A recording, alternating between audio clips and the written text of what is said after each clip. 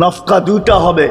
প্রথমটাকে বলে কিয়ামতের জন্য, দুইবার সিংহায় ফু হবে, একবার ধ্বংসের জন্য, দ্বিতীয়টা হবে নফকাতুন নুশুর বলে এটাকে।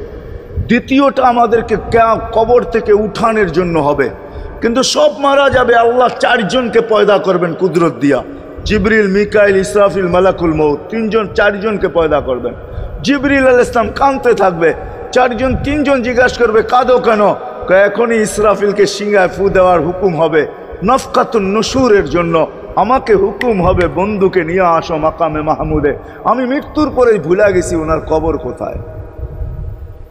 তিনজন বলবে জমিনকে জিজ্ঞাসা করো, তো জমিনকে জিজ্ঞাসা করবে, জমিন বলবে কাদ দাক্কানি আল্লাহু দাক্কা ফানাসিতু। প্রথম সিংহায় ফুতে আল্লাহ এরকম ছানছেন, আমিও ভুলে গেছি রাখছি কোথায়। অনেক সময় হয় জিনিস যাবে খুঁজতেছে সারা ঘরে, ঠিক না? হয় না? হয় না? হ্যাঁ, জিনিস জ্যাবের ভিতরে, পকেটের ভিতরে, কিন্তু খুঁজতেছে সারা ঘরে খুঁজতেছে। পরে পকেটে হাত দিয়া যখন দেখে পাইছে, তো জিহ্বায় কামড় দিয়ে আসতে বেরিয়ে যায়, কেননা গর্ত গরম করে ফেলছিল। এখন গড়ালড়া পাইলে উল্টা এর উপরে গরম হবে, ঠিক না? রাখছো পকেটে, খোঁজো আমাদের কাছে, ঠিক না? আর কাম পাও না, ঠিক না? এখন এর উপরে চড়াই হবে। তো জমিন বলে আমিও ভুলে গেছি।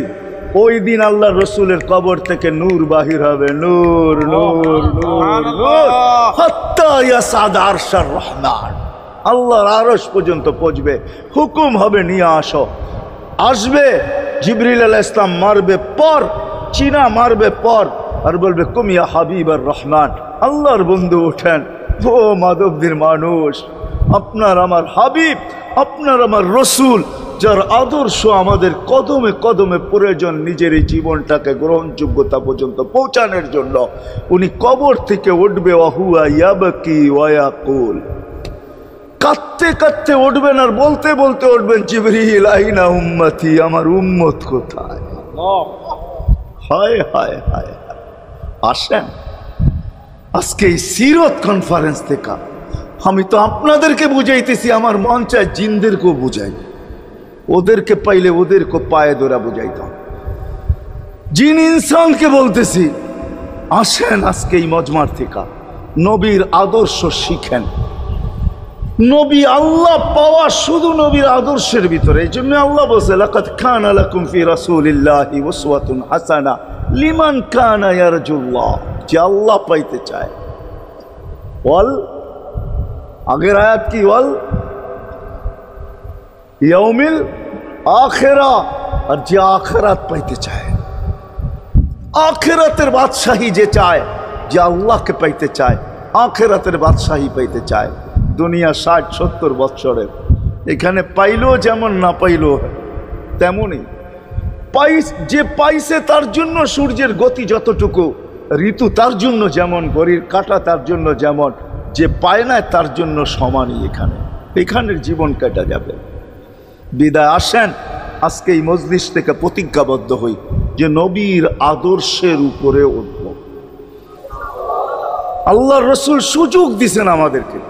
আমি শেষ কথা বলতেছি, আগে এখন তো ব্রিজ আর ব্রিজ, ফ্লাইওভার আর ফ্লাইওভার, ঠিক না?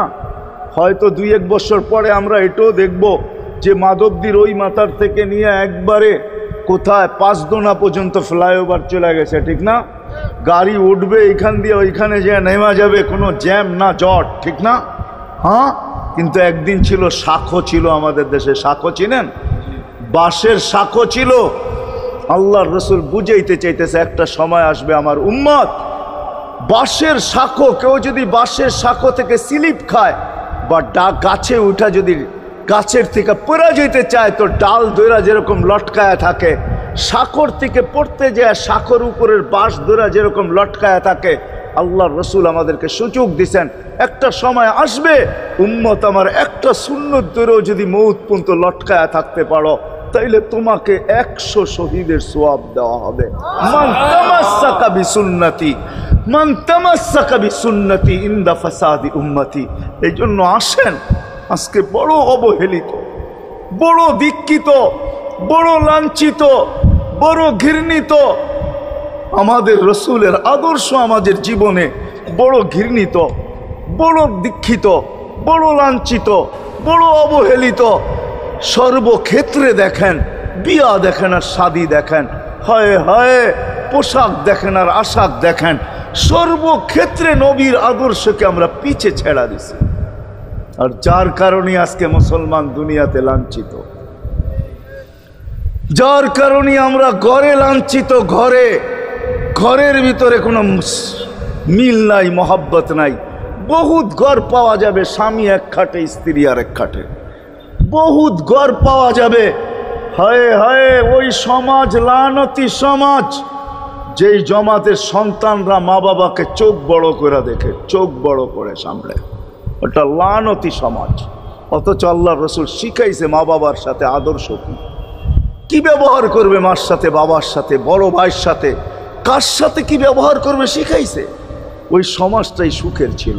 আসেন ফিরা যাই, আল্লাহর রাসূলের আদর্শ শিখি। শিখবেন তো পাক্কা ওয়াদা? বিলকুল। কিন্তু একটা প্রশ্ন হলো, আল্লাহর রাসূলের আদর্শ শিখবো তো শিখবো কোত্থেকা, পাবো তো পাবো কোথায়? ঠিক না? প্রশ্ন হয় না? হয় না? উনি তো দুনিয়াতে নাই, কোত্থেকে ওনাকে পাবো, কোত্থেকে শিখবো? আজকে আপনার আমার চতুর্দিকে ওই লোকগুলা বসা আছে যারা আল্লাহর পক্ষ থেকে নির্বাচিত। আওরাসনাল কিতাব আল্লাযীনা ইসতাফাইনা মিন ইবাদিনা। আমি কোরআন দিতেছি, হক্কানি আলেম আর আল্লাহওয়ালারা আল্লাহর পক্ষ থেকে নির্বাচিত, যারা নবীর আদর্শকে নিজের পাশে সুরক্ষিত রাখছে, নিজের কাছে একটাকেও হারাইতে দেয় নাই। এমনকি ক্ষুদ্র থেকে ক্ষুদ্রকেও হারাইতে দেয় নাই, এমনকি নবীর একটা জানোয়ারের নাম পর্যন্ত হারাইতে দেয় নাই। হক্কানি আলেমরা আল্লাহওয়ালারা সুরক্ষিত রাখছেন আল্লাহর রাসূলের আদর্শ। এই জন্য আমি বলবো, নবীকে তো পাওয়া যাবে না, উনি তো দুনিয়ার থেকে চলে গেছেন, এটাই সত্য। কিন্তু উত্তর সুরি রেখা গেছেন। আল্লাহর পক্ষ থেকে নির্বাচিত লোক আছে, রসুলের পক্ষ থেকে নির্বাচিত লোক আছে, যাদের কাছে নবীর আদর্শ আছে। আপনি বেশি শিখতে পারেন না, আমার কোনো আপত্তি নাই। কেননা ছাড় যখন আল্লাহর রসুলই দিছে, আল্লাহর রসুলই যখন আমাদেরকে ছাড় দিছেন, তো আমি ছাড় দিব না কেন? আল্লাহর রসুলই বলছে, এক জমানা আসবে, লাউ আমিলতুম উশরা মা উনজিলা বি লানাজা, তোমরা যদি 10 ভাগের উপরে আমল করতে পারো, তাহলে নাম্বার 100 পাইয়া তোমরা পাশ করবে। আল্লাহ 33 দিবে না, আল্লাহ 10-এর বদলায় তোমাদেরকে 100 দিয়ে 100-তে পাশ করাবে। আর সর্বশেষ তো এটাও বলছেন যে আমার একটা সুন্নতকে ধরে রাখো, এক শহীদের সওয়াবই জান্নাত যাওয়ার জন্য যথেষ্ট। জান্নাত যাওয়ার জন্য তো একজন দেওয়া হবে, 99 শহীদের সওয়াব তোমাকে পুরস্কার হিসাবে দেওয়া হবে, কেননা তুমি একটা সুন্নতকে ধরিয়ে লটকায়া ছিলা। ওলামাদের কাছ থেকে শিখি, ঘরের বাচ্চাদেরকে শিখাই, যুবকদের পায়ে ধরে বলবো, শিখো, নবীর আদর্শ ছড়াও। সারাদিন ফেসবুকে কাজ করো, ফেসবুক দেখো, খোদার কসম হোয়াটসঅ্যাপ দেখো, ভাইবার দেখো, ইবু দেখো, তোমাদের মেধাগুলাকে নবীর আদর্শের পিছে লাগাও।